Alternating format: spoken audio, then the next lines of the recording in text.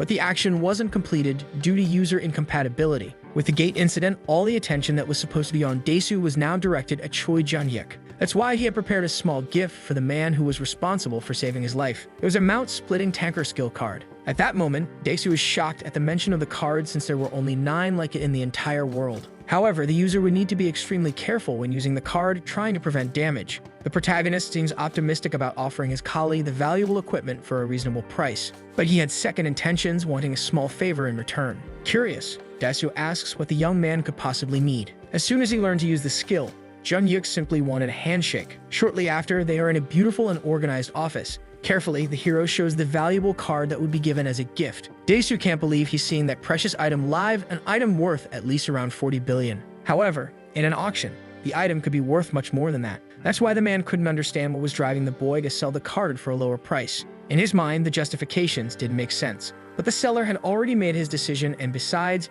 he would end up learning the skill anyway. Selling to a stranger seemed much worse than handing the card to someone he respected. Being the first awakener, he could use it anyway, but the ranking didn't match. The two men seemed to reflect on that proposal. Suddenly, they begin discussing the amount of money they had, reaching 20 billion. Daesu asks if the boy preferred to receive the payment in cash or in exchange for some item. At that moment, he reflects on the possibility of receiving new equipment. Soon after, the three are in front of a large glass-covered building. The selling price of the building was 42 billion, and they ask if the young man was interested in that kind of deal. However, he reflects on the possibility of becoming a building owner. Beside him, the guild master starts a conversation. With a smile on his face, he asks if the boy liked the building. Suspicious, he reflects on the proposal and doesn't answer the question. In the end, they stop wasting time, and the boy accepts the building in exchange for the skill card. The master seems extremely satisfied with his new acquisition. Suddenly, his body is enveloped by a powerful energy that takes over the environment. Happiness overflows in Jun-yik's eyes as he watches the scene attentively. The system confirms that the hunter successfully acquired the skill without any problems.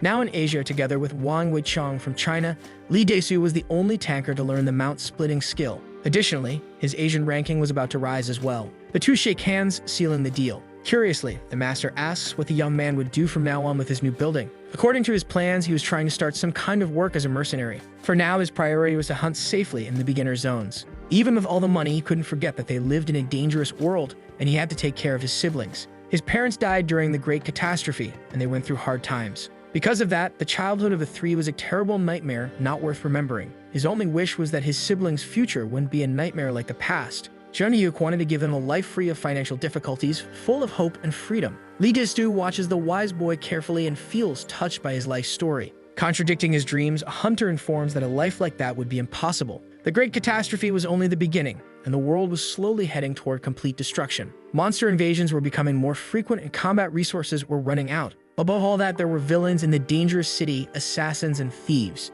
In recent days, there had been a series of murders targeting hunters in the Gangnam area. The suspect was said to be a famous villain who operated in Daegu. His name was Shijin-su. Daesu couldn't believe that they had to fight monsters while also dealing with humans. That's why he stated that his colleague's siblings didn't need that building. They needed a world without monsters or awakeners like them. Meanwhile, everything was silent around a small structure. The injured soldier anxiously awaited the return of the association. In the darkness, a hooded man starts to appear. Immediately, the soldier recognizes the infamous Shijin-su. With a smile on his face, he states that as a villain, he operated in various areas like Daegu. At that moment, the fighter realizes he was in serious trouble. The assassin starts mocking the man, saying he had been completely abandoned by his comrades. However, the warrior wastes no more time and charges toward the villain, raising his weapon. But the villain is faster and manages to dodge the strike. Soon after, he lands a precise attack on his enemy's stomach. Quickly, the man falls to the ground, feeling intense pain throughout his body. Shijin-su knew that the soldier had requested reinforcements, so he couldn't stay there too long.